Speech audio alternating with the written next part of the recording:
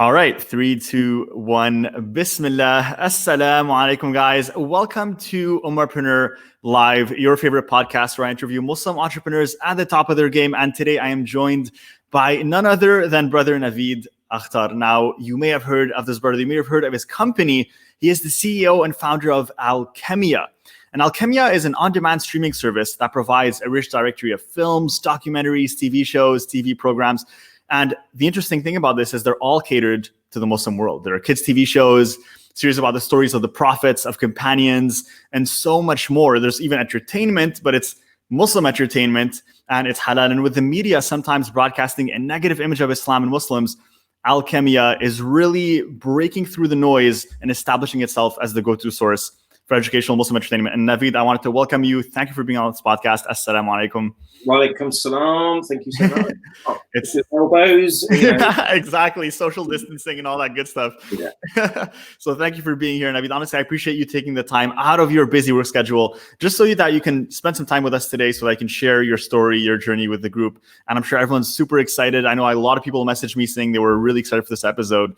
And I guess the best way to start and how we start every single episode is, can you walk us through what even inspired you to start Alchemiya, how you decided to become an entrepreneur and start this venture? I watched an episode of Ummahpreneur and that was it. Amazing.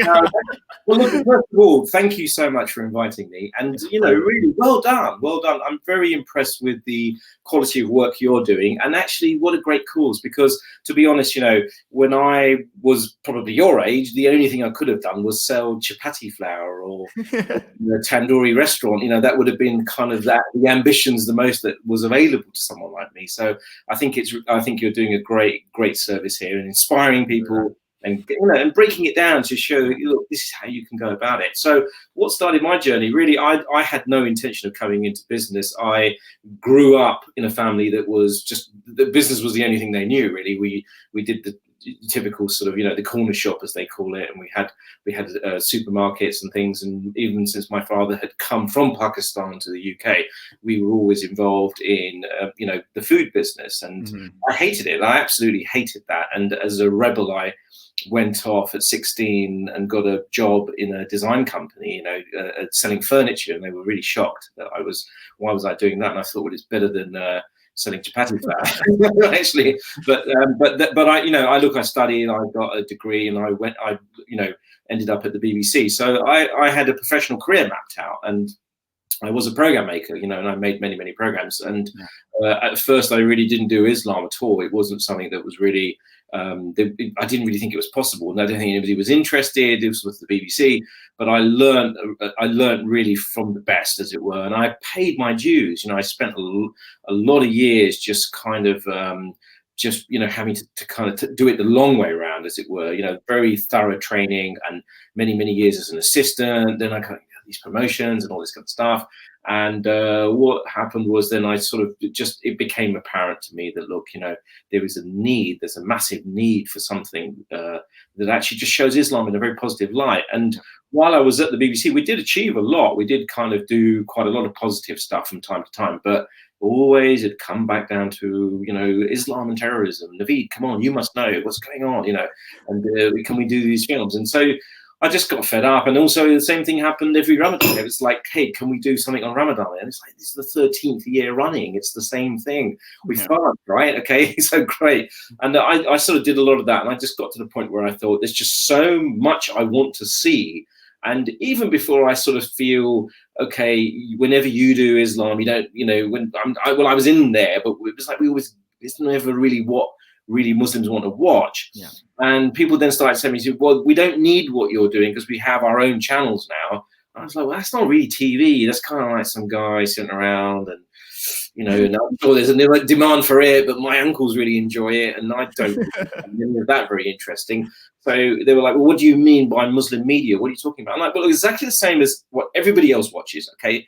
But I just like to see something about the architecture that's not about the Empire State Building or is something to do with European architecture. I'd like to see, our own culture. I mean, when I say our own culture from the Muslim world, food, ideas, all of this kind of stuff. And why just don't we have these great programs? And people would say, hey, have a look at this. And I'd be like, oh man, that is awful. You know, it was just really badly produced and not well made. And it's sort of, you know, we know that story of actually as being a Muslim consumer, it's often, you know, every tasbih is made out of plastic, every prayer mat's just made out of nylon, and hats don't fit, and they, you know, and it's sort of like, so there's a frustrating thing that actually that we're coming into this sort of new generation of Muslims who really care. You know, look, I've got good stuff everywhere. I mean, I've got an iPhone, man. So, you know, why should I have to have Muslim things which is like second or third rate? And I think for us, for me personally, I felt, look, I know we can make fantastic content. We can put together the best content. And the ambition was to create really the biggest library here. Look, you come here, there's just anything you'd ever want to watch on Islam. And, you know, well, there's no point us sort of taking on the guys that are doing 28 volumes on the Quran and the Hadith, and that's really needed. That I'm not in any way saying, you know, I watch some of it myself to learn. That's great, but what happens when you just want to relax and watch something and you want to learn as well? You want to learn about other societies. So that did not exist. It really didn't exist, and so that was what motivated it, what set off that journey, really.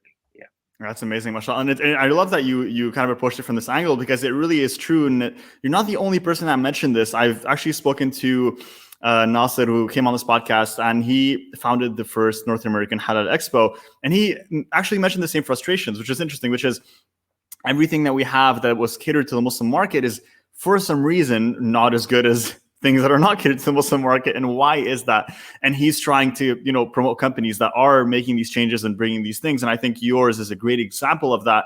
And your frustrations are completely justified. And I think right now, which is really amazing, is we're seeing a rise of new entrepreneurs that are creating these amazing things that are. Well, let me interrupt you. Yeah, please go. I'll tell you, actually, I've done a lot of research on it, and this is going to upset some people, but I'll be very honest with it. Often people who are very good, they do well in the mainstream space. Especially, I mean, I'm talking about the UK and North America and, you know, Australia, Canada, where we're a minority, as Muslims are a minority. So if you achieve well professionally, you're not really going out there to saying, hey, I have a Muslim product. You're going to be doing mainstream work, and that's how you make work. But if you start to feel very deeply about your identity and your sense of purpose as a Muslim, and why are you here, and it's not just about money, it's also actually about doing good for the community, then you start to kind of put your attention back into the community. But why are the products in the first place not very good? Because we have a lot of people who have good intentions but no skills, good intentions and no real vision, good intentions and in some cases good intentions, but also just see hey, I can make a lot of money very quickly. And so the primary thing is that the money becomes the issue. And so you get a second, third rate product where there was just no intention of improving the quality. Why do that? You know, if you can make it. And I think now that's really changing. People are demanding very high quality. I mean, it started with the masjid. People are demanding a lot from their own masjid now. You know, they want really good service from their masjid. They want the scholars to kind of make their lessons accessible. They want to make, what's the relevance to my life? How can I easily get it? So all of that kind of is growing. I'm finding food. I mean, it's incredible. Organic food, organic halal food, high quality, fine dining, you name it. Even a basic burger, people are kind of concerned about, look, where's this from? I don't want cheap and rubbish anymore. So we're seeing that kind of increasing. And inshallah, I think it's going into many, many areas. I mean, I have friends who run a halal dating app. Well, not dating, sorry, halal marriage app. No problem. And so I think, you know, and actually these are solving problems where the community was frustrated. You know, the old system of arranged marriages is not working as well. So these are alternatives, and they work better. And so actually that mindset is now coming of professionalism, high standards. And for us, you know, we never look at what's in the Muslim community as our benchmark. We look at, well, okay, we look at Netflix. We're saying, look, what they're doing, why are we not doing it? What can we do? Now, I'm not talking about the content. We're not interested in their content. But we're talking about when you come to our platform, it should be laid out in a sensible, in a logical way. You should be able to see the range of content. It should look attractive to you. It should be clear what you're seeing. And the design has to be good. The UX has to be good. It has to work first time. And to raise that bar, that's what we always, and we're just competing against ourselves in that. We're just constantly saying, come on, push it. Let's get this higher and higher. Amazing, mashallah. And so that's actually, what brings me to kind of my next question, which is, how did you overcome that with Alchemiya? Because again, you mentioned you had the background of being in that industry, working with the BBC, but then you decided to go off on your own. Now, how did you overcome that struggle where for someone starting off as an entrepreneur, they might not have the funds, as you mentioned, to kind of create something of amazing quality? How did you overcome that challenge yourself? Well, we didn't have the funds. I had a job. I had to give up a career, but I got to the point where, you just feel like I can't do this anymore. I have done, I had won awards. I'd made films on the Hajj for the BBC. I had a number of awards I'd won for the content I'd made, and I was very happy. But I knew, look, there's more to this, and I also knew that, look, at the end of the day, this is a difficult thing because there's a lot of people who are trying to kind of see change take place. Yeah. So if we see something on Netflix we don't like, we see cuties, we can write to them, we can complain, we can try and go and work for them, we can say, hey, we can make it better. But actually, having been in there, what I felt was, no, we have to have it for ourselves. Yeah. We should be doing this. Yes. We'll be relying on these companies. We're always going to be a minority in that space. We're always going to be, let's make one film a year for these guys or something. Okay. But there's 5-10 films which are actually attacking us at the same time. Yeah. They're attacking what we believe, what we love, what we hold to be true. So we're having to navigate this kind of really weird situation where they're like, we love minorities. Yay, diversity. Whoa, Black Lives Matter. And then, okay, but actually, you've got 4 films here which are highly offensive and there's a direct connection between the film the film Netflix has just made or Apple TV has just put out, and that connection is people watch that film and then they go there and then they punch someone in the face, or they pull someone's hijab off, or they attack, or they write disgusting things on the internet about our community. Yeah. You can watch a program on Apple TV, and then you can draw a line straight to that rise that takes place, and it's that transparent. And yet, actually, here we are. We seem helpless, and we seem like, what can we do about it? We can write tweets, we can send messages to them. Nothing happens. The truth is that in itself is a trap. I felt that was a trap. It's better to take our energy. Stop getting so. They're not listening to us. Actually, we need to organize ourselves, which is what we've done. We need to offer an alternative. There's 120%, 5,000% positive in Alchemiya. We don't deal with all of that kind of those problems and those issues. We just show the civilization and the decency and the humanity that we are. And people will come, and people are now coming. Lots of non-Muslims are coming to watch Alchemiya because they just believe, okay, it's better that you guys at least say yourselves who you are and what your faith is about and what you care about in the world and what food you love. I trust you to tell me, and you represent yourselves. And so actually that's why I personally feel sometimes wasting energy as a creator. I'm not somebody who enjoys fighting people for. I prefer to put my energy into creation, and 100%. That's what we do. Is we push that, and that and I think Allah Subhanahu wa Taala supports that. He says Allah helps those who help themselves. Yeah. We, instead of trying to convince them you've got to like us or you've got to make some nice programs about us, it's better that we just do it ourselves. And then when people are watching what we're doing and then you see the numbers and the size of the business growing, then suddenly they're like, hey, let's copy them. Let's do what they're doing. That's how it works. Yeah, and that happens a lot. It's amazing you say that, mashallah, because again, that's happening in so many different industries, not only in the media. And I really am amazed that, I'm happy that you guys are doing this, but it's happening in things like sportswear, where companies came on, they're like, this is modest sportswear for Muslim women who wear hijab. And so now Nike and other big brands are seeing, wow, there's a big demand for this. Time to hop in on this bandwagon and make sure that we also offer something to the Muslim world. So it's interesting that, by us creating our own solutions and proving that, these are things that we want, that we need, it shows to the other people out there that, wow, this is in demand. This is something that we can offer and that is lucrative.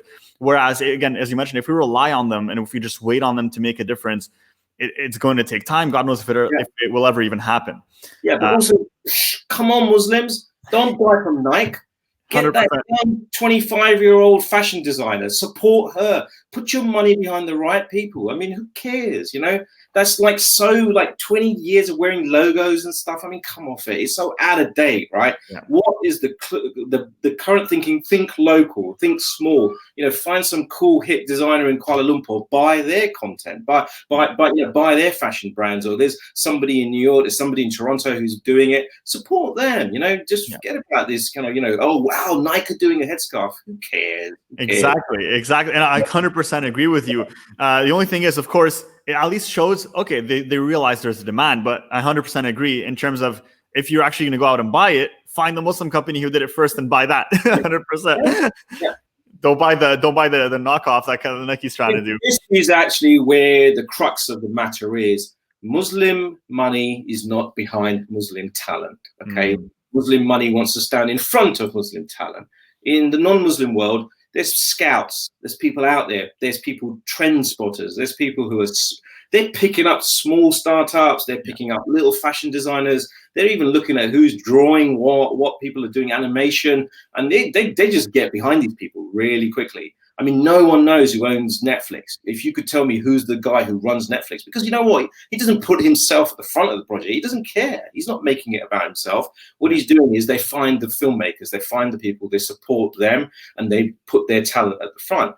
In our community, the guy who has the money, it's his channel. They make it about themselves. And I think for me, I'm very, very conscious of it. If I'm here today, I'm not here as a solo entrepreneur. There's a team of 5 or 6 of these guys. I know only one part of what happens is what I have an expertise in. But Masood, Irfan, Ifti, all of these guys, it's all of us together. And then behind us, we have about 130 micro investors. We're talking about people who've put in $1,000 up to about $15,000. Okay, we're not talking about anybody who's got written some big check or whatever. And these are just people who believe that this is important, and they just they don't care. It's not about them. It's just about all of us coming together and what that can achieve. And I think this is something which in the Muslim community we everybody, young talent is not supported. It's not. I mean, I'm not saying anything that people are going to get offended by, but I agree. But I think people should be. They should. I mean, that for us, somebody at my age, that's all I care about. Is I mean, I'm not some Mark Zuckerberg guy in a hoodie who's in his 20s, right? I'm much older, and it doesn't look good for me to be driving a big sports car with no hair now. So I'm over that whole phase of my life, right? But what I care about really is that this company is able to support young talent, that we're able to filter the money down, and we get the right people kind of coming to the front, and that they can build. They can do great work, especially in this age, in this time of uncertainty. We have to be supporting them, and they can support their families, and you grow from that, really. That's amazing, mashallah. 100% I agree. And I think that's just one of the lessons, honestly, that we can take away from this, which is to try to find, if you want to make a purchase, if you want to, purchases, sign up to a streaming service instead of Netflix, sign up to Alchemiya. If you want to buy a product, see, is there a Muslim company that offers this product? If there's a certain outfit that you want to buy, as we mentioned, modest sportswear, don't go to Nike, go and find the Muslim designers that are working on this. And that might even just be young upstarts and that do this on their own on Instagram or Facebook. So just doing that shift in perspective, because non-Muslims are doing it. As you mentioned, non-Muslims go and they find what can we do to buy local? What can we do to support young entrepreneurs? What can we do to support young enterprises? But in the Muslim community, it's almost like we're trying to kind of move away from that and put our money elsewhere. And we have to bring it back within the community. And I think one of the big things as well that I think the Jewish community are really successful at doing is keeping the money within the community and reinvesting within the community. And that's why I'm sure all of us know lots of Jewish investors, entrepreneurs that are doing great. And, when you speak to them, they hire other people that within the community, they make sure that they're investing that money in the community and in projects. And so it kind of becomes an ecosystem where I feel like as Muslims, we're far behind in that sense. We're far behind. We don't invest in our communities. We don't reinvest in our talent and our enterprises. So I think just that point in itself is a huge takeaway. MashaAllah. Now, Navid, you, of course, with Alchemiya, with this vision that you have and with this drive and this purpose behind everything that you do, you've decided that this was the focus that you wanted to work on, which was the streaming service. And naturally, it's the world that you come from. So it's what you're most comfortable with. Now, what was that journey when you decided, okay, you made that decision, okay, this is what I want. I can see the need there's not something like this out there for Muslims, and then actually creating it, actually deciding, okay, I'm going to create this, I'm going to put a team together, and I'm going to find out how we can build the streaming service, how we can get, TV shows, documentaries, films on this platform. Can you give me like a bird's eye view of what that looked like? Well, I think it sort of is incremental, and okay. I was one of the, I was aware that, look, I have it's like saying I'm going to open a restaurant, right? Yeah. I know about interior design. I know what the color of the wall should be. I know what the menu should look like. I know what the typeface of the business should be, but I can't cook. So it's like, don't do it then. Don't do that business. So fundamentally, what I know inside out is I know how to make programs, and I know the programs I've made, millions of people watch them. We made a film on the Hajj. We got like 5 million people to watch this film. Though they weren't Muslims, there were so many non-Muslims who watched it. The Church of England gave it an award. So you have to kind of have gotten good at that. You have to get good at that game, and that's sort of that. Unfortunately, that's the bit you can't do in the Muslim community. Yeah. You want to get good at really good contemporary fashion. Yeah, you're going to have to get an internship at one of the big brands somewhere. Go and work for Nike for 5 years and learn something, and then you're going to bring that knowledge back out. And that's where we're at, because in the Muslim community, we don't have these big multinationals or these big brands or these big media agencies where you can learn. So I learned, and then really I was in a place to say, okay, now I need all the other bits around me. And then I just spoke. I found, I spoke to friends. I found people, and I go, okay, who knows about how to run finance for a media agency? And then some guy came forward. He wasn't even Muslim. He said, look, I used to also work at the BBC. I understand that bit. Okay, that's a bit of the jigsaw.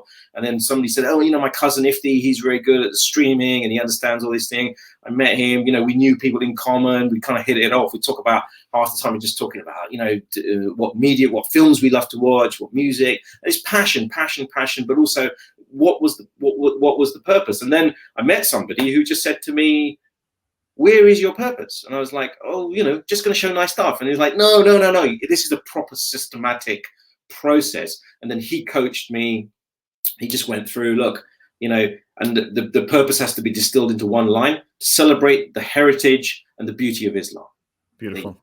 Back. That's it. Simple. Anybody can get that, right? And then what are your values? What do you stand for? What is the vision? Where are you trying to go to? And in the process, I realized, actually, you know what? I'm going to give a large portion of my stock to create the Alchemiya Foundation. So this business will always be run in a way that actually the foundation is like a waqf. It controls the business. It has a kind of a big say in how the business goes. It stays connected to the community, and the money that this business makes has to be filtered through to giving scholarships and supporting young creatives, setting up competitions and doing that. And then also I thought, well, actually, you know what? I'm one of these rare people. I'm born in London. I'm very proudly British. I'm a Londoner. I've got a great Pakistani heritage. I'm proud of that. I'm bilingual. I speak both these languages. I speak Punjabi, Urdu, and English very comfortably. I love all of it, right? I'm not one of these people. I've never felt confused between the two. I kind of make it all work. So that's what Alchemiya has to be as well. It can't just be, this is just for Muslims. Okay, sorry, you can't come in, Joe. This is just for Muslims. This is Muslim-only TV. It can't be that. It's definitely not mainstream. I'm not interested in that. I've just come out of that. Some of the stuff there is scaring me. I don't want my kids watching that. I don't want to be a part of that. So we sort of said, okay, we're in this interspace. We have to live in between these two spaces. We're not fully Muslim community, and we're not really the mainstream. So we're kind of blending the two together. And so that means, okay, what are the positives? The positives are anybody who comes here, whether they're Muslim or not, should be able to watch the content. And actually now they're doing that. When they come, they're like, hey, I went on holiday to Turkey. I saw you had street food of Istanbul. Oh man, I love that stuff. I wanted to watch that film, So we kind of constantly thinking, we're not just thinking, what do Muslims want? What do Muslims want? We know what Muslims want. We're Muslims ourselves, right? But we're thinking over there, what can I show people? What can I put in the catalog? What films can we find that my neighbor who's not Muslim is going to watch it and he's going to say, yeah, that was really good. I really enjoyed that, Instead of me saying, well, brother, I'm coming to teach you about Islam, because he's going to say, yeah, sure, no thanks, I'm going to be watching HBO tonight. I'm not going to be watching Alchemiya, So we need to we kind of have to understand, how do we kind of do that? And so it was just sort of, it's sort of having that top level thinking, and having worked for such a large institution like the BBC, you realize actually when people say media, they think, oh, it's cameras and editing and standing. It's not actually. Behind it, there is this excellence of thought. And the excellence of thought, these are the finest minds in Britain working for this corporation. They shape what words are coming out of the corporation, out of the company, what the news is saying, what programs are being chosen, and that is actually a whole group of really smart guys, and that's what a business like this needs. And then so that was kind of the progress we took.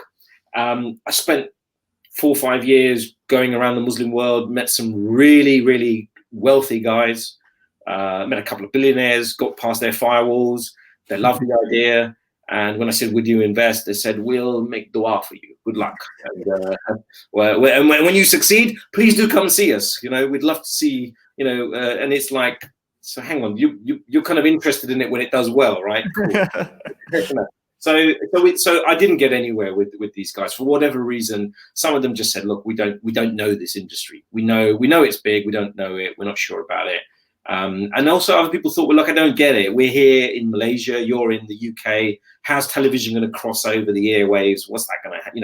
We have local television. You have television in the UK. How's this going to change? What's going to happen? And I was like, well, there's a company you should look at. It's called Netflix. It's only 3 years old, and they were like, never heard of it. We're not sure about that. So this was 10 years ago, 8 years ago. I was out there, 2011, 12, meeting people, and they were like, video on what? What do you mean streaming television? So it was a kind of it just didn't work. We came back. We read a book called the Lean Startup, which all entrepreneurs should read that. Which is like, just make it happen, man. Stop worrying about the money. Stop worrying about the money. Just join the dots. Look at what you've produced, be embarrassed, really. And we were. You're like, oh, man, this is terrible. We could do so much better than this. But, okay, get it out, test it, get it out. And there was always this discussion in our office was, is it Apple or is it Samsung? So Apple, we feel, is always like, 125% perfect. And Samsung's like, okay, 60%, let's ship it, okay? And it's like kind of sort of fine line between these two things. You have to constantly say, I'm Apple. I'm a control freak. I like, it's got to be perfect, man. Come on.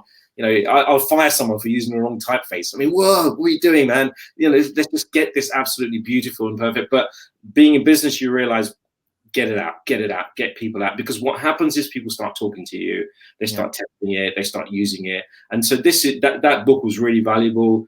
And then we just did a crowdfunder.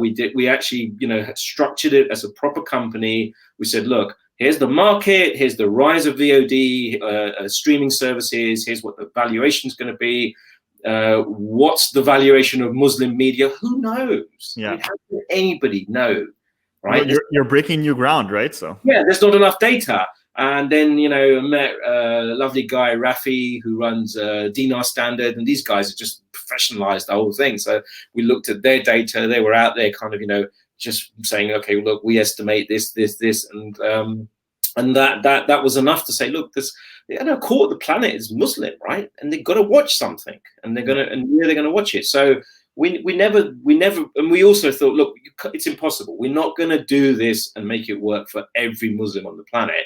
Yeah. What we have to start with is who we are, and who we are is we like to watch. We watch Netflix, we watch HBO, we watch Amazon. We've grown up with the BBC. We just feel like there needs to be a Muslim media brand that actually comes up to that standard. Let's not be naive. That's cost people billions to get there, right? Yeah. They've invested billions, and so they have the quality of that. So we're trying to do that with an embarrassingly small amount of money, but we have passion. And we have the most incredible secret ingredient that no one knows about other than Muslims, which is barakah and dua. Amazing. And actually, just sometimes we're just shocked, like what, and you just know it's like a one drop came from Allah and just went, and this thing just went massive, you know. So we do believe in it. We believe that there are moments of barakah that just sort of accelerate what you're doing, and you know, whenever we sort of, you know, when we study, when we read the Quran, we talk to scholars, and this is like, purify yourself, and purify your intention, clarify your intention, clarify your intention. You know, why are you doing this? Why are you doing this? Why are you doing this? You know. And it's like, yeah, look, I have to be honest. I need the money. I have to pay. I have children. I have to feed myself. But I'm not interested. I'm not interested in this. I'm embarrassed if anybody uses this word millionaire, Muslim millionaire. I think, look, you know, we come from a religion where we're not meant to be counting that. That means nothing, really. But my value in society is not because of how much money I have in the bank. I'm embarrassed by that. I don't care. But what I do care about is if I made a program.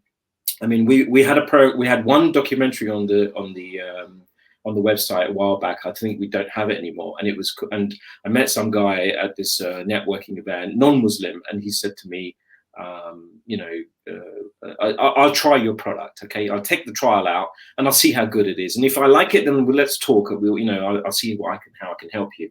And he said, okay. I said, fine. So we gave him a trial, and he called me a week later, and I said, did you watch anything? And he said, well, I looked through and I wasn't sure. There's just, you know, it looks very nice, but nothing caught my eye. And then he said, I saw this one documentary, Salam Dunk, and it was about Iraqi girls who play basketball in Iraq. Okay. And I thought, oh, okay, why did you watch that? And he said, well, I'm a big NBA fan. And I have daughters, you know, I don't have any sons. And I thought, okay, girls, basketball, let's watch this.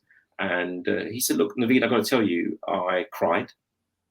This film moved me when I saw the reality of their lives, how they coped with the war, what they were doing, their passion for basketball, which I share. So I empathized with them, I connected with them. And he said, you turned the dial. You turned my dial. The dial turned on Islam for me. You know, I had never understood Muslims in that way, and I saw something different. And job done. That's it. You know, what more could we ask? We just, you know, we're not trying to convert people to Islam. That's Allah does that. We don't do that. We just try to put the right things in front of them, and so that actually they can feel something in their hearts, and they have some understanding, and they make some connection. Look, they're human beings. We're human beings. That's where it is. And we always say to people, we're just say, are you doing dawah? Are you doing this? No, we're sharing what we love. We share what we love. You know, I mean, my background was design. You'll see there's a lot of films and architecture, and I love that. I love all of the buildings we build, the carpets we've made, the designs we have. I love all of that. And then my other friend, Irfan, he's a foodie, so he loves all the kebabs and he loves all of the burgers and all that. So he's really like, oh, there's some more films on biryani, you know. So it's that. And actually, you know, that's a great point. Documentary on the history of biryani, right? There's about 30 different types of biryani. We don't have that film yet. But someone made this film. But this is the kind. It's just finding things like that. It's not complicated. It's not political. It's not some theoretical thing. It's just what we love. This is what we all love, and this is why so many people come on holiday. They come on holiday to Muslim countries, and they come back and they had a great time, and they met great people, and they saw some amazing buildings, and they brought back some beautiful presents and jewelry and carpets and lovely kaftans, and that's what we got to. You know, it's common sense. Put that at the front, right? That's Islam. Okay, hey, try that. Yeah, 100%. That's it. Yeah. And you said it yourself, and honestly, that's pretty much what we built Ummahpreneur on, the foundation of that as well, which is, our core mission is, you know, to one of the core values that we have. One of them is creating leaders. One of them is changing the narrative, right? And what I believe is through entrepreneurship, we are able to change the narrative, because when we create these businesses, these enterprises that are doing amazing things and doing it well with a certain level of quality, as you mentioned earlier, then people start to pay attention. They start to look. And just like you, when you had that experience and that person watched one documentary and then realized, wow, it shows Muslim in a normal light. Yeah. It caused a shift, and his paradigm shifted completely on Islam and Muslims. And I believe entrepreneurship is one of the best ways to do this, and a living testament to that is you and your work. And really, at this point, Brother Navid, my question to you is, where do you plan to take this? Where do you plan to take Alchemiya, because now I look at the website and it, mashallah, looks extremely beautiful. I feel like I'm on the Netflix website. It's extremely crisp. It's HD. All the thumbnails look amazing. The shows look extremely interesting. I'm definitely signing up, and I want to know what's next for this, because from what I look when I go on the website, it does not look like a scrappy upstart. It looks like a very classy and quality operation. So what's next? Yeah, I mean, look, there's just a long list of things that we would love to do. I mean, definitely, you know, every day we get hundreds of emails saying, I need a Roku app, or I have an LG TV, or I have that. So we don't have that full range, you know. Yeah. I mean, it's not a big stretch. We're almost there. We'll be able to offer that. So we max out on all the people coming there. And then I think also it's just educating people, because it's been good, but it's been bad to be called the Muslim Netflix. It's good in many ways because it's shorthand. People instantly get what we're offering, but it's bad because people think that Netflix has, like, you know, 3 billion a year on content they spend, right? I mean, so people's expectations of what we have is like, oh, why don't you have this? Why don't you have this? Why don't you have that? Yeah, I wish. You know, we don't. We just kind of like so more, and it's a circular issue for us, really. We want to keep the company independent. We just definitely don't want to have investors who are like pulling strings and saying, we'd like to put this content on or this content on. There has to be this sense of independence. Look, we have a clear vision about what kind of content we show, and we want to stick to that. All right. We want to be able to say, look, this stuff is not for us. It's not what our customers want to watch. So that's very important for us. And we always look for investors who are values aligned, you know, so people sign up to what we're doing and they understand, look, you know, we have the same mindset. So that's one of the barriers that stops us from being able to do rapid growth, as it were, and just suddenly be everywhere. Secondly, we've probably got now the largest library of content about Islam that you would want to watch, you know, that is quality. We've sort of shifted it from all around the world. The stuff that we don't have, we're in the process. We've got another 400 to 500 titles which are just in the process of being, you know, we can't get them on quickly enough. So we're facing this issue of how do we expand? Do we do it really, really fast? In which case there are consequences as well in terms of the structure and being compromised in terms of who you work with. And then on another level, there's benefit in doing it in an organic way. Mm-hmm. Are there competitors out there? Or are there, you know, I hope so. I hope other people come and try and do this as well, because I think the market can take it. The Muslim market can sustain all of that. But we are first to market. We have that benefit. We have a professional background, and so the biggest thing. What I like to do is just, you know, more subscribers means we spend that cash on improving the product. Okay, mm-hmm. And that definitely, without a doubt, will mean more film, much more movie. You know, high quality stuff. Probably a lot more drama series. We know where they are, but you know, you've got to remember, if somebody spent millions on their drama series, then they're expecting a lot of money back for it, and there's just stuff that we're out of that league, you know. Yeah. And people keep saying to us, "Do you have Ertugrul?" We'd love to get Ertugrul, but it's a cost issue. They're doing so well elsewhere. Actually having it here, I mean, it just makes sense because we're the home of it. You know, it sort of belongs with us, as it were. But the really, really exciting, I mean, both sad and exciting is we for the last Eid, for the Hajj, we said, okay, let's just go out there, let's just get everything, you know, let's get the best stuff we can on Hajj. So we put a beautiful collection of about 20 films. I mean, if you go through these films, you just will learn so much. If you've never been, you're going to just have an incredible experience. If you have been, you'll be, wow, you know, so nostalgic for what you saw. And it's really, really moving stories of people's experiences from the Hajj right there. We have a film from the 1930s. It's probably one of the first films ever made of the journey to the Hajj. Beautiful film, you know, and you get very emotional. You see what people were doing, and it was made 1930. So this is less than 100 years ago. The journey, when you get off at Jeddah and you make your way, you know, you go to the Miqat, you get into Ihram, and you're just going to the Haram.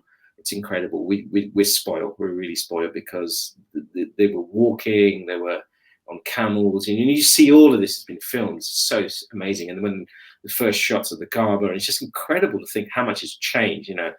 So we're very pleased with that. And then we try to do the same on the Prophet ﷺ because of Rabi al-Awwal. So it's an important thing, you know, whether you mark the Mawlid or you don't mark the Mawlid. The fact is, a platform like this is this is important for us, right? We need to have easily enjoyable, informative, accurate films on the life of the Prophet sallallahu alaihi wasallam, right? Definitely, 100%. It's a no-brainer. We're shocked. There's only 4 projects ever. You know, Wow. 2 of them are feature films. One of them is The Message, of course. One of them is the recent one by the Iranian director Majid Majidi, and then there's 2 documentaries. So the first thing that starts to happen is the usual, you know, oh, you're not allowed to show the face of the Prophet. Well, look, we know that, okay? We're Muslims as well. We know that. We wouldn't do that. We're not interested in that. But we also know how to make high quality documentaries that would give a real sense of who he was without showing him. I mean, you know, I worked at the BBC on a project on the life of Alexander the Great, incredible person. There is actually no image of him. They don't know what he looked like. And we made a 6-part series without ever showing what he looked like. So that's about creativity and imagination, you know. Of course. And so we know that's possible. I mean, you know, forget 6-part series. We could do a 100-part series on different aspects of who the Prophet was, sallallahu alaihi wasallam. And so that is it's things like that we want to get to. That's the next stage of where we're going to get to. We need to find the right partners to be able to make those projects happen. And I think, you know, I mean, we've already had approaches from schools in the UK, and somebody quite important in the school system has been checking out the content, checking it against the curriculum or what the kids are learning, and they've just stamped it to say, okay, this needs to go into schools now because you know, you guys you've just nailed it. You've put all of the right content together, and this makes our job to teach Islam a lot easier, you know. And so that's going to, like, schools where there's no Muslim kids at all. It's like, you know, just British kids learning about, they need to learn about the world and the Muslim world, and they, hey, watch this program on Alchemiya, and they're going to put it in classrooms, right? So it's that kind of thing, and that's what the vision is to just get it out there and for it to develop into really. I mean, I had never really, I still don't fully believe that the attitude of expecting it to be like Netflix, where night after night you're just watching drama, you're watching film, you're watching drama, you're watching film. I actually like the National Geographic, right? I like Discovery Channel. I like the History Channel. I like the idea that actually we put content which it's kind of helping you up here, you know. Yes. Don't get me wrong. I love drama. I love movies, and I think you learn a lot about yourself, and you see those things reflected. But you know, it's a second classroom. And as a kid who grew up, you know, immigrant Pakistani parents living in London in the 70s, I watched a lot of TV, and a lot of TV that I watched was just great documentaries, and it was a surrogate education. It helped me. It improved my understanding of the world, and that, I think, is still not fully understood, the value of that in our community. You know, people are still very much, you know, because they watch Bollywood films, and so they think film is, you know, very important and stuff. But actually, you know, high quality documentary, well made, informative. You've got a university in your laptop. You're just going to be getting the best, you know, the best information. And while you're watching it, you're enjoying yourself because you're seeing all these amazing ideas. Yeah. Yeah, 100%. And really, I mean, let's be honest here. Aside from us, we're entrepreneurs and we like reading and we enjoy books, and a lot of people do. But there's also a growing generation right now that's coming up, and that is surrounded by media, and that don't really maybe value books and reading as much. Now, I know I might be, you know, sharing a stereotype, but the truth of the matter is, it's a fact. People. There's a new generation growing now, and they are surrounded by Netflix and streaming services and on demand. Whenever you want, watch whatever you want, and they're getting used to that as a habit. And so if you then cater to this and say, okay, well, listen, instead of picking up a thick book on the story of the Prophet ﷺ or the story of his companions, where most of them honestly are translated in a very heavy English, and they're hard to read sometimes, and they're not as enjoyable to read because it's really a bit of an old, antiquated English, if I'm honest. If they have the option to watch something on a streaming service and it's entertaining, but at the same time it's educational, they're naturally going to gravitate towards that. And so instead of trying to kind of force, you know, this new generation of children and maybe young adults that's coming up and that's saying, no, listen, maybe we're not really interested in picking up all these books that are mistranslated. Well, then, all right, here's this form of entertainment that you love and already enjoy, except it's now educational. and you get to learn at the same time, and you get to, discover more about your religion and about, your history and your legacy. And so it's just amazing that now this opportunity is being opened by you guys, mashallah, and that is being brought to the world. And you mentioned earlier that you're open to, yourself. You guys are the first person to do this, but the first people and companies started to do this, but you're open to other people coming in and doing this. But I would actually disagree with that. And I'd say, why compete when you can support instead? Why go and try to start something that you guys have already started and you're already doing amazing, mashallah. Instead, if this idea seems interesting to you, go ahead and support what you guys are doing, right? And I believe you guys have a launch good right now to actually start funding your own productions. Can you give me a few more details on that? Well, again, we see that there's an absence of programs. We are very keen to have programs about the Black Muslim community. So we have a series called Black Muslim and Proud. And actually, when you go out there, you realize there's so few things have been made about the Black Muslim community. In particular, the Black Muslim community in America is really important at the moment because of what's taking place historically in the world. But even, African Islam, we need to understand that, and because we're living in a globalized world. And when I say we, often, these programs, we put them out so that us, Asians and Pakistanis, we need to understand that these are our Black Muslim brothers, and so we put them out for that reason, but we need to help people make new ones. There's just not enough content out there. Similarly, when the issue comes around children's content, there's a demand for it, and the quality of it needs to increase. We need to get the right young people working on those so that you see a lot of creativity coming out. And lastly, women. I mean, programs about Muslim women. You could just go through our catalog. There's a lot of guys with big beards, mashallah, but it's we need to have some kind of stuff that is actually also made by women talking about themselves. I mean, that's one of the new things that in the past we said, okay, great, let's go and make 5 programs about Muslim women. No, it doesn't. It's not for me to make them. I need to find a young Muslim filmmaker and say, look, we support you. Okay, we're going to back you with this, and you should make that.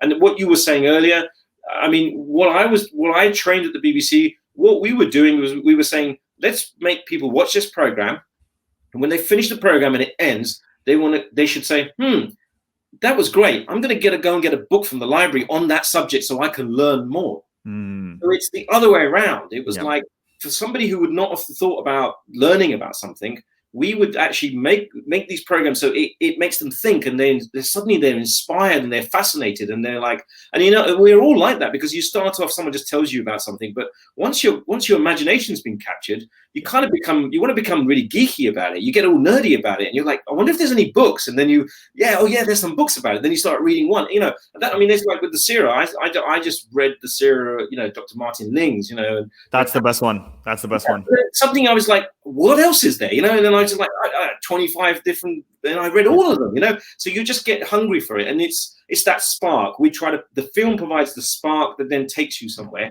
And the same thing then applies to actually the styles of content. Okay. So we've got a lot of young Muslim kids who are getting good at YouTube. They're putting these YouTube videos out, but these are like snacks. This is like really, it's made quickly, it's short, it's consumed, it's forgotten about. Okay.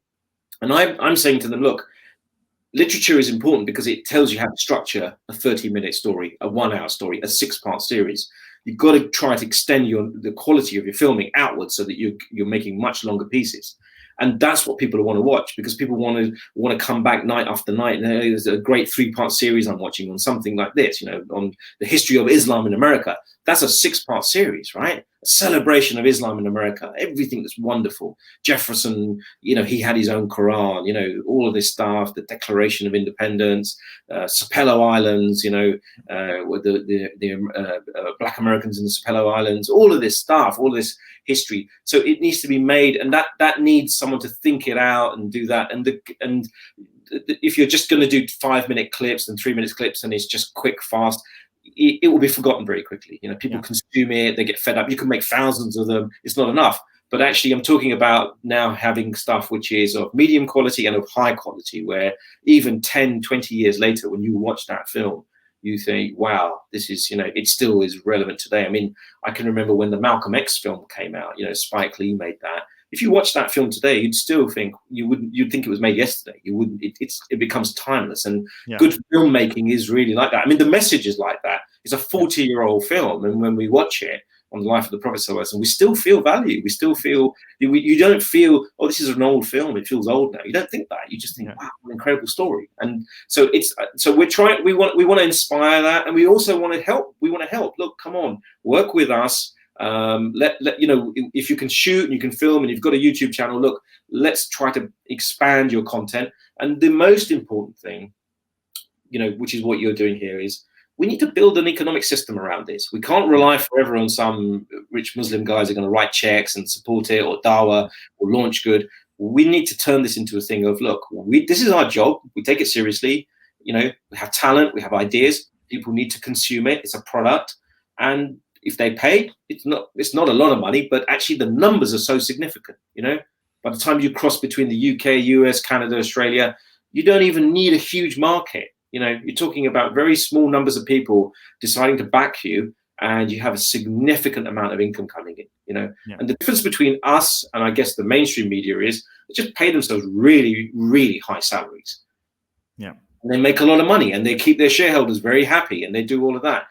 What we're interested in is getting that money and filtering it back in so that it just expands. It expands that, and actually it creates jobs.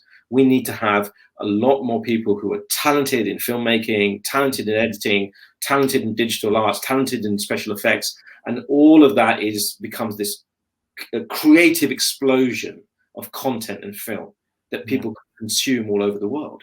And what a great thing that you have a job. And because I tell you, the number of guys I met who like I'm an accountant, but I wanted to be a filmmaker. My dad didn't let me do it, And that's like the next generation. That's really frustrating. I think we want people who've got passion and to channel that into this industry, as it were.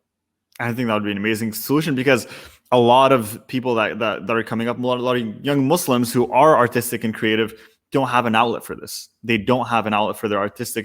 And a lot of times when they enter the mainstream industry, there are sometimes requirements that might not be compatible with your values as a Muslim.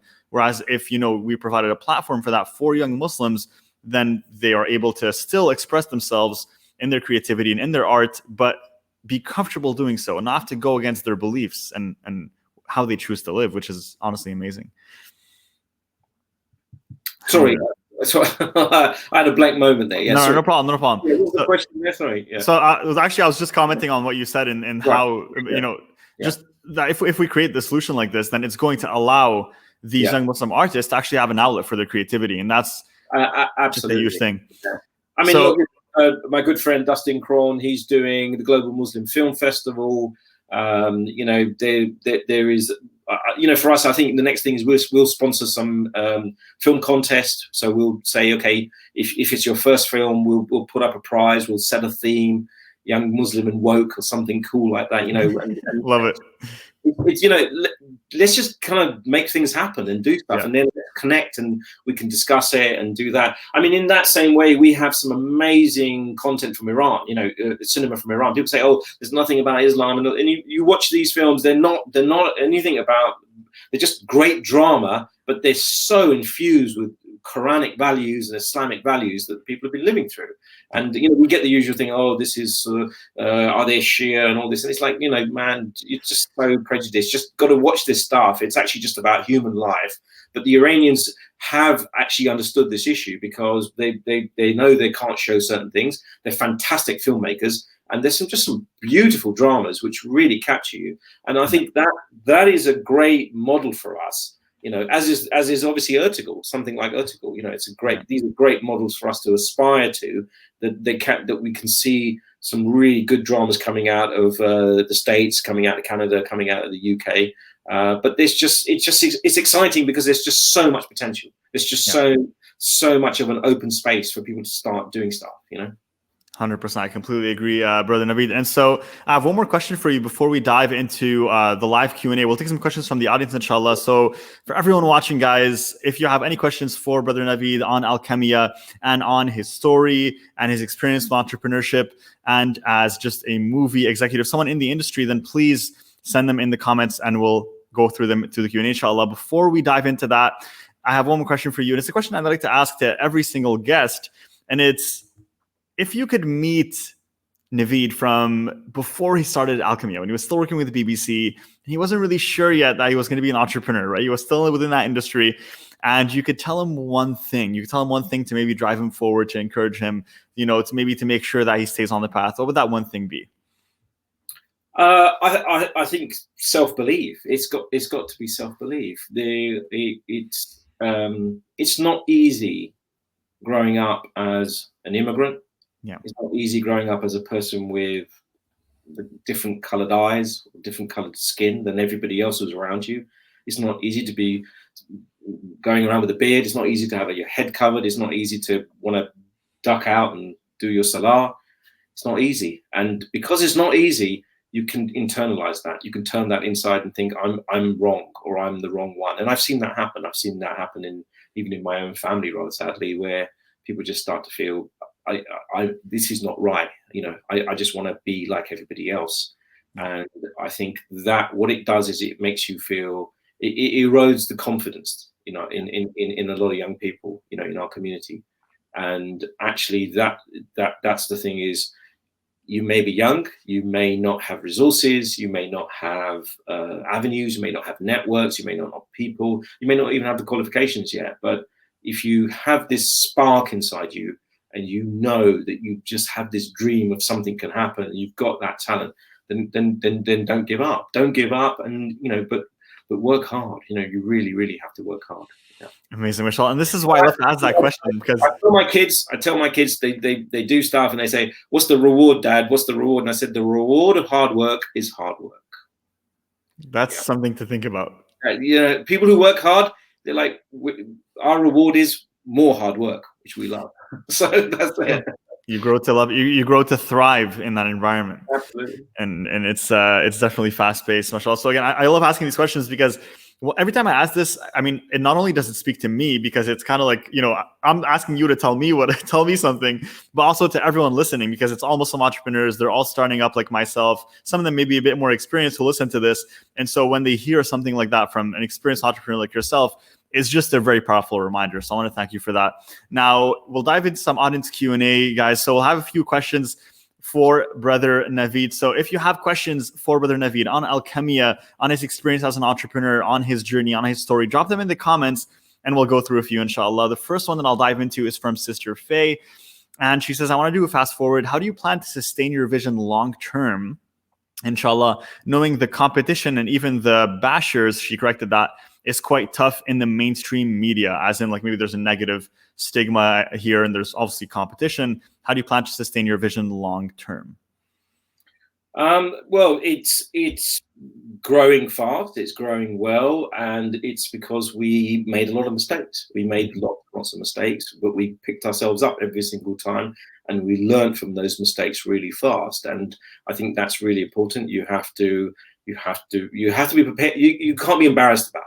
Look, we're not, it's normal, and we don't see that as anything wrong. And in fact, we get worried if we're not making enough mistakes, because it shows we're not being innovative enough. We're not trying different things.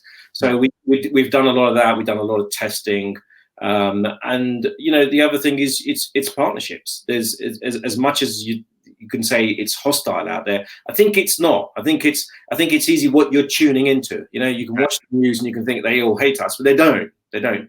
X percentage really don't like us. X percentage couldn't care less. They're ignoring us. And X percentage actually really care about wanting us to be a part of their lives as well, and to respect, and the mutual respect going on. So you have to kind of pick partnerships and you work with those partners. I mean, we're on Amazon.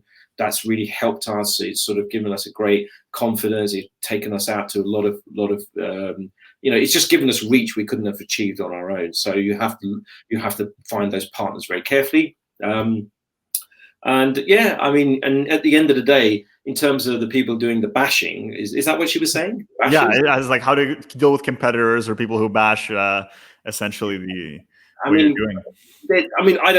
They're not competitors, right? They're not competitors. If there's people in the mainstream, we're not.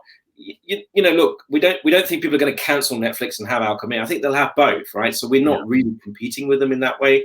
And to be honest, if someone else in the Muslim community is doing stuff, they're our brothers. So we just, I mean, there's a well-known phrase in Silicon Valley, frenemies, right? Okay. So what that is fundamentally is the more people doing this, the sector starts to grow. The whole area starts to grow. People start to take it seriously. More investment money comes in. People think, okay, we can't have one Muslim modest fashion person. Yeah. We need 50 of them. We need 20 of them, right? And then a whole scene's kind of starting to grow. And then people are saying, hey, look, these guys are doing something. So that's economic theory. But fundamentally, I just think, that's when you say, what are your values? Our values are, look, we're not here to fight anybody. We don't protest. We're not here to protest. We're here to show you what the change is. The change is our creativity is our answer. That's what we're showing, And it's very important, actually, when you look at the life of the Prophet sallallahu alaihi wasallam. He was spending less time criticizing what was wrong and spending more time telling people this is what is good.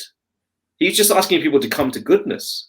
Yeah. He wasn't actually saying you're wrong and you're bad and you're doing bad stuff. He was actually saying, here's the message. This is goodness. Come to this goodness. And he was persecuted because it was an alternative to what they were doing. And they were like, no, this is what we do. And he was like, no, this is actually what is right and good for everybody, And in that way, sometimes actually you have to kind of just disengage from all of that noise and stay focused on what you're doing, and stay focused on that. Yeah, 100%. I really appreciate that response. And I think it kind of resonates with all of us, especially as entrepreneurs. I mean, it's something to keep in mind, no matter what you're doing, no matter what industry. I have another question here from a sister, Juman. She says, a lot of non-Muslim parents I know are also wary of today's children TV programs, movies, toys, etc.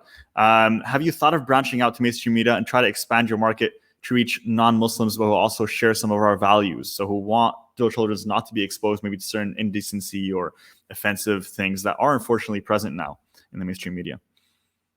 I mean, it sounds like a nice idea, but I'll be honest with you, when I can hardly sit here and say to you, we've conquered the Muslim world, So I think the first thing is that, we're still trying to convince Muslims to kind of follow us and to come here and experience this. So it's sort of,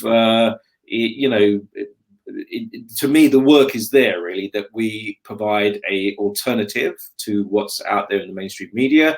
And not all mainstream media is bad. I totally get that. And not all Muslim media is worth watching as well. I also get that, so for us, it's a very difficult job. It's we would love to invest loads and loads into high quality content. We know what that high quality content is because we've come from those environments. Yeah. So we would like to invest that into children's programming and bringing people over. But I think it's just this idea that actually if you opened a Pakistani restaurant making lovely food or a kebab shop, would you say Muslims only in there on the window? Would you say, if you opened a Moroccan restaurant selling couscous, would you say Moroccans only? You wouldn't do that. But those guys initially open it because they think my other Moroccan friends are going to come here and eat because they want to eat Moroccan food. Yeah. And then suddenly they look around one weekend and it's full of non-Moroccans, full of normal people who are like, yeah, we love this food, right? So that's how we see it, We know who our target market is because as a business, you have to focus in on somebody. You have to say, okay, this is how many Muslims live here. Of that Muslims, we call our customers global urban Muslims. So we even segment further. And then we know these are the age groups that are really interested in us. So it's kind of, you segment and you do all of that. When it comes to non-Muslims, it's like, that's great. We've never excluded them. We always make it available. But I think at the moment, our priority would be to at least serve our community and make an impact there. That's understandable. And exactly, the more it grows, the more others will take notice. And then naturally, it's not like you're saying this is Muslims only. And even with our Facebook group, actually with Ummahpreneur, when there's non-Muslims sometimes who request to join, and I still accept because number one, they get to join and realize, okay, this is still just like any other entrepreneurship group, except maybe there isn't some of the profanity or the bad stuff out there, and there's a bit of more spirituality involved, and they actually enjoy it, which is amazing, and it's an awesome form of dawah. So I think there's some power and beauty in that, definitely. Yeah. I mean, look, the consequences of this could be that some of the bigger media platforms decide to start doing more Islamic content. Okay, is that good for us as a business or bad for us as a business? Quite frankly, we don't care. We will always say we're better than you. Okay, we are. when you want to talk about Islamic media, even the smallest Muslim guy on YouTube is better than Netflix because he's Muslim. It's fake. Yeah. If Netflix is paying for it and they're doing it, it's a second-rate product. It's always going to be. It's like I keep using the analogy of food, but if you went into a Pakistani restaurant and there were 4 Swedish blonde guys cooking the food, what would you say? Oh wow, Sven and his mates are really great at cooking Pakistani food. It's like, I don't think so. I just don't. And I think this is coming up again and again, right? There's films being made about, the history of slavery, okay? And then actually black people are saying all you're doing is just regurgitating our trauma over and over again. Who are these films for? And it's the same thing about, I even see young Muslim filmmakers come to us sometimes and, oh, we're going to do about terrorism. I'm like, why? Why you want to do that? Yeah. They fed you that nonsense. Now you're doing it, right? Why should we address it? They're doing that nonstop. So our focus has to be, at least let's just talk about the stuff we care about, right? And at the end of the day, these are our stories. They belong to us. If we do them with tiny little budgets, that's the best we can do. That's the best we can do. If they take our stories and they do them with multi-million budgets, well, then they own them. And to me, they'll never really be, they won't have that same love in them. They won't have that same thing. So that's what I'm saying. I personally, I think this is happening everywhere. I mean, people are very careful about when they eat their organic food, who grew the food, where did it grow? People are very careful about if you want a pair of handmade shoes, who made the shoes. It's called discernment, right? And this is what actually big business does. It just comes and eats up everything. Or let's just eat up all the Muslim filmmakers and we'll make all the Muslim films. Well, it's always going to be some guy at the top pulling the decisions who decides what gets made and what doesn't get made. And that's actually the thing that we've really are facing a battle. We've got to try to tackle all of this, because what it will do is it will start to erode our culture. It will reduce that choice down. And to them, it's just, yeah, sure, we've got this. I mean, I've heard this about Bollywood now, Netflix going in and trying to make Bollywood films. And it's like, there's already people there who've got a living making Bollywood films, who make them really well. And this is the kind of thing that I think actually where we have to be, we have to sort of be aware that we don't want that to happen. We want to promote our own, and we want to keep hold of what is really our heritage and our voice and our stories. These are our stories. They're for us to tell and share with people. That's true, because it's a slippery slope. Because that's an interesting point. Because that's the thing. If you go of the reins initially, thinking that it's amazing that Netflix, this huge platform, is taking up, for example, Bollywood movies, and they want to produce them. At first, it might seem like a good thing because you're getting more exposure, but then over time, you're slowly letting them have control over the narrative. Right, which is the problem that we're facing now. The narrative, right? It's like the guys who took over some little beloved biscuit factory or cake factory, and the recipe hadn't been changed for 150 years, right? And then these big guys come in, and then within 5 years, all the ingredients have been stripped out, and all the bad stuff's gone in there, right? All the stuff is gone, and in its place is a hydrogenated whatever, and all this stuff. And then people are like, "Oh, these don't taste like they used to," and then it just tanks the whole thing. People stop buying it, right? So it's just these. We've seen these cycles happen before, and what will happen is, okay, so suddenly they come in, they start making Bollywood films, and then what happens to all the small suppliers who couldn't get those Netflix contracts? They slowly start dying in a 5 to 10 year period. 1 year there's a bad year, people didn't watch Indian films. They're like, hey, we're de-investing, and by then it's gone. All that magic is gone, all that talent is gone, all those skills have disappeared, and it just slowly starts to die. So it's kind of this is real cultural appropriation, really. I mean, when people talk about cultural appropriation, I'm not against that. I always say to people, the whole of Islam is telling people, please take our religion. It's not. Half my friends are converts to Islam. Great, appropriate my religion, please appropriate my culture. Please do. I have no problem with it. What I don't want is someone appropriating it who has no care for it, who doesn't really respect it, who doesn't really understand it, who doesn't. Yeah, sure, it's Muslims one day, and then it's Bulgarians the next day, and it's Armenians the next day, and it's whatever Buddhists, and we just tick in a box, right? And that is hollow, that is shallow, that is superficial. And that's what that's what I worry about. Look, that's the stuff we have to say, no, you can't do that. You definitely can't do that. And look at it. It happened. It's happening. It's already happening. Okay.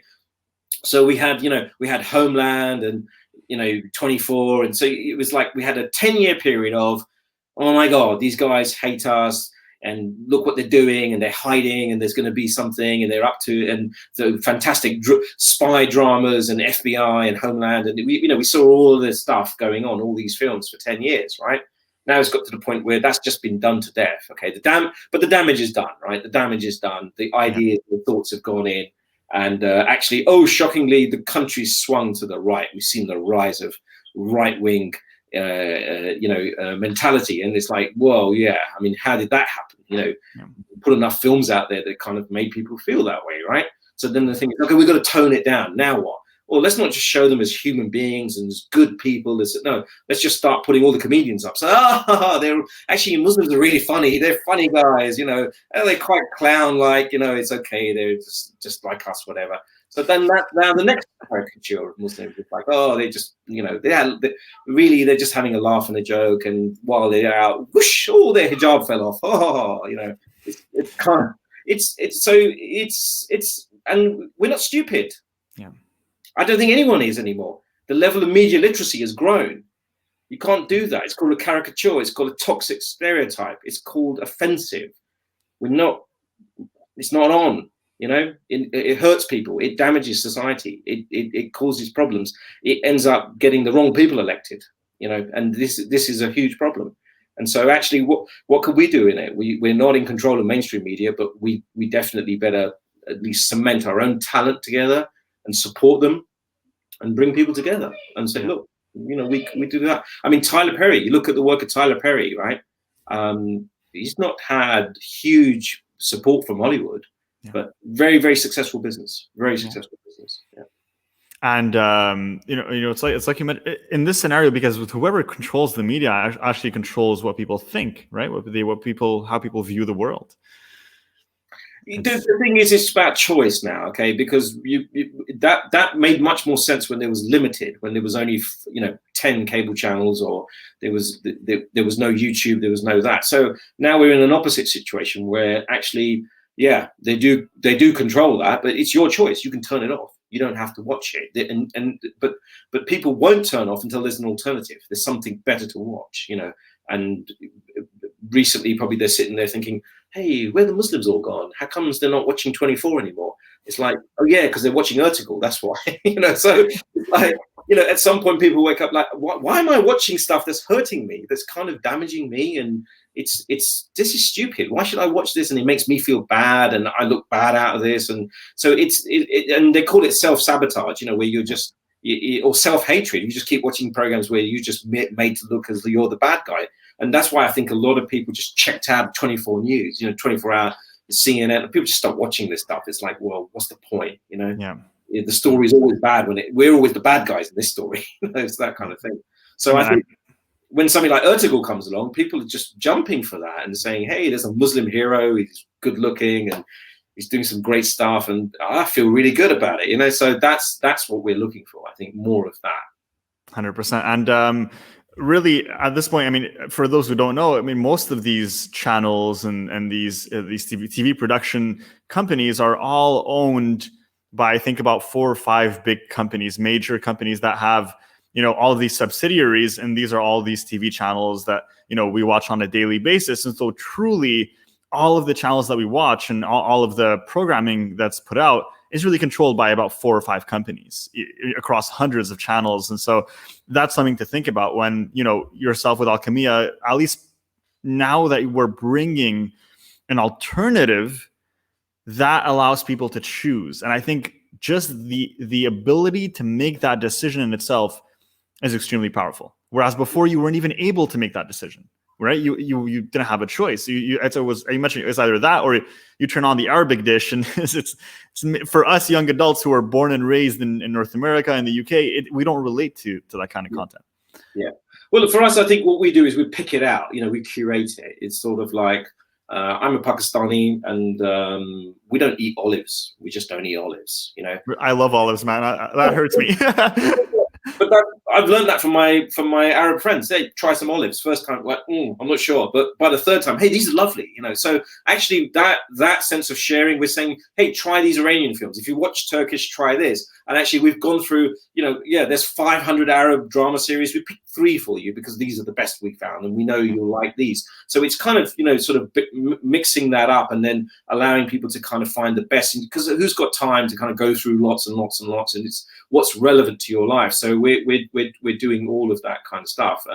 What was the first part of your question? You were asking about so it wasn't a question. It was actually more of a statement of just the ability to make that decision is.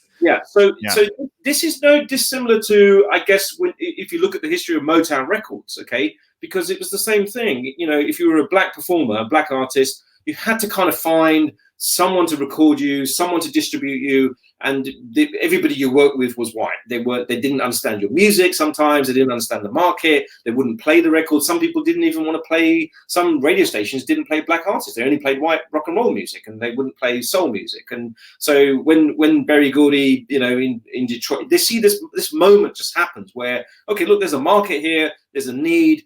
There's people are being blocked out. Let's do something about this. Put that together, and it's become history now. It's part of American history. You know, Motown Records. It's just wow, bang, and it had its moment, and it just grew and grew and grew. So this is not any different to that. These things. I'm not. You know, I don't like to get on my political soapbox or make all of these statements, etc. But I think it's impossible to kind of not be aware of what's going on and how some of this stuff is not just, oh, it's all the Muslims' fault, we're not very good at it. No, it's just there are structural problems, there are things that are in the way, and you know, it's not for nothing that the Black Lives Movement is there, and they suffer such horrific prejudice and violence against them. But who's right behind them?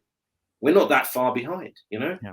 Look at the statistics for Islamophobia. Look at the statistics for prejudice against Arab people, Muslim people in all of our countries. We're there. What we have to do is find creative ways. You know, we have to find creative ways of solving these problems. And my thing is, I feel that we have to take it. We have to take it on. Mm-hmm. We have to find these solutions and make them happen. Guys, if that doesn't inspire you to support Alchemiya, I don't know what will at this point, honestly, because honestly, for me, just as you mentioned, the importance was stressed on this podcast episode of really supporting an alternative to the mainstream media that caters to Muslims and that is still educational and entertaining for the whole family, for kids and adults alike. So Navid, we're kind of running out of time, but this discussion is so impactful and we're diving into all these beautiful tangents that I'm probably going to have to ask you to come back at a later time if that's okay with you. Alhamdulillah. Awesome. So, brother, how can people connect with you, support your project, go ahead and sign up to Alchemiya? What's the best place to do that? www.alchemiya.com. Okay, we are on Amazon, but actually we get more money if you come straight to us. Okay, awesome. So if you subscribe through us directly, we do get paid more money, and that really helps us. So if you go straight to that, there's a 7-day trial. You can try it for 7 days, and then it kicks in. There's 2 products. There's either you can subscribe monthly, just the same as Netflix, and I think we're technically cheaper. We're about $5 in US Canada, so it's a little bit cheaper than Netflix. It's $5 a month. Or if you take out a year subscription, which really that would help us because it just gives us that runway. That's $50 for the year. Okay, Amazing. Something like 700 titles there. We've got another 400 to 500 coming. You know, once you've become a member, write to us, write to me personally. Tell us what else you want to watch, what you think of it. At the moment, we have 2 apps. We have an iOS app and an Android app. You can go to the Android store or the iOS store, put in Alchemiya. You can download those apps. They allow you to cast. So from your phone, you can just beam pictures onto your television. If you have that. What we don't have yet is a Roku app.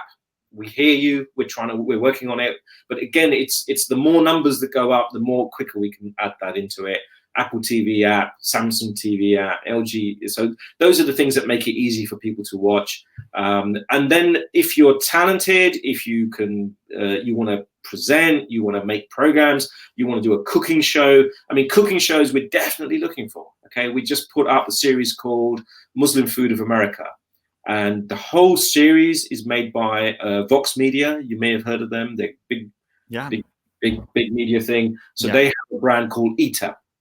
And we work with them, and we've put that series up, and it's interesting. It's sort of, it's I haven't traveled all across America, so I'm really fascinated. And it had, Uyghur food in Oakland, and Bangladeshi pizza in Dearborn, and so it's all fascinating. So I'm learning, and that's also what Alchemiya is great about. It's like we're just learning about each other. If you're Muslim and you're coming from Montreal and you're coming to visit me in London, hey, here's the greatest places to eat. This is the best masjid you should go and hang out at. We're learning all this, we're sharing all this. It just makes our lives more richer to do that. So yeah, we're looking for people who making content, who are interested in making content. And what we do is we're going to support your vision. We're going to help you. We have professional experience in production. We can tell you, look, that needs to improve here, better graphics here, improve the music, try this format.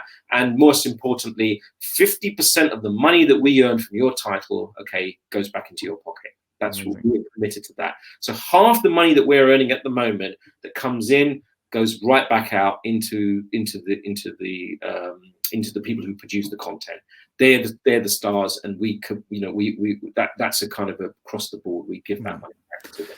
Amazing, mashallah. So you heard it right here, guys. I'm going to be signing up right after this, and I'm going to spending my nights watching the documentaries and educational series instead of Netflix. So guys, $5 a month, that is literally the price of a Starbucks coffee. So I'm going to ask you, the next time you walk into Starbucks, I want you to turn around and walk out, and instead take out your phone and go to alchemiya.com and sign up for a membership. And that's going to pay you dividends. It's going to help you educate yourself in terms of the prophet stories, the companion stories, have educational, entertaining content for yourself, your family, and your children. And it's going to allow you to support just an amazingly beautiful project of bringing this media alternative to Muslims, guys. So make sure you do that. Alchemiya.com. We dropped all the links in the comments already, and we'll make sure to drop them in the description. Is there anything else that you wanted to tell our viewers before we end, Brother Navid? Well, I have a vision that actually some of these films will be watched for the next 10, 20 years, And when people are contributing, it is a type of sadaqah jariyah. I mean, getting into schools is fantastic.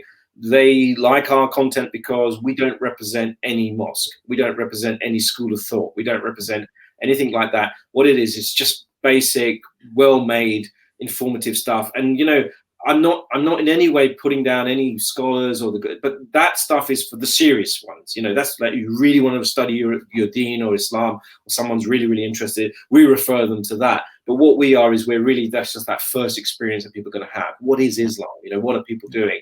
And actually, we're much more than just simply, we pray and we do this, but look, we produce beautiful art and architecture, and we're civilized, we have poetry, we have music, we have all of these different things. That our faith is enormous. It's a massive civilization.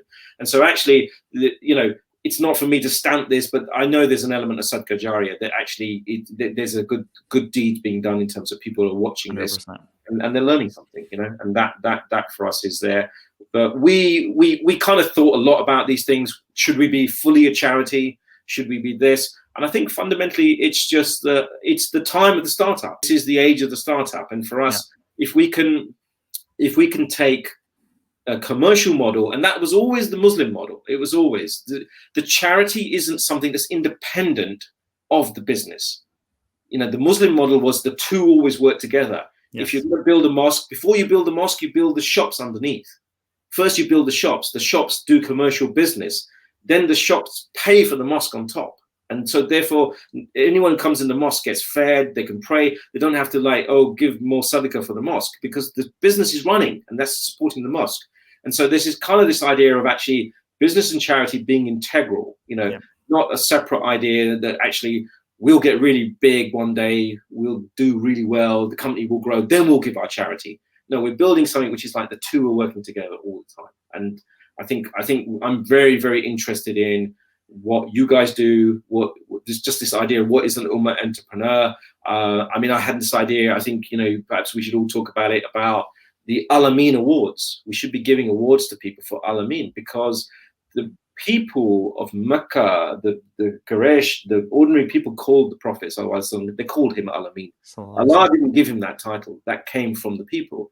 And that was just because they said, look, this guy's, we can trust him with the money, we can trust him with the business. And so actually that's what I always aspire to. Are we being Al-Amin? Are we giving a great product at a good price? Are we, serving our investors? Are we serving ourselves? Are we proud of what we're doing? And I think this is what the standard of business needs to be for Muslim entrepreneurs is, it's delivery. It's not really about how much you're earning. It's really about what's the quality of what you're putting out there, Yes. And the underlying, and that's really, as you mentioned, it comes down to the intention. When you sit down to work every single day, what is your intention in doing this work? Are you trying to grow something that brings value to other people and other Muslims? If that's your intention when you work, then your work becomes your ibadah, it becomes your worship. And there's nothing more beautiful than that. So, Brother Navid, honestly, we've had just an amazing podcast with some of the most interesting and deep discussions that I've had on this podcast so far. And so I really encourage all of you listening one more time, if you still haven't, go to alchemiya.com and lock in that subscription. Go ahead and support what these guys are doing. It's absolutely wonderful. And also make sure, if you haven't already subscribed to our podcast, do so, whether you're watching on YouTube, Spotify, iTunes, Google, anywhere. Make sure to follow us and join our group if you haven't already, inshallah, to watch these episodes live. We'll see you next time.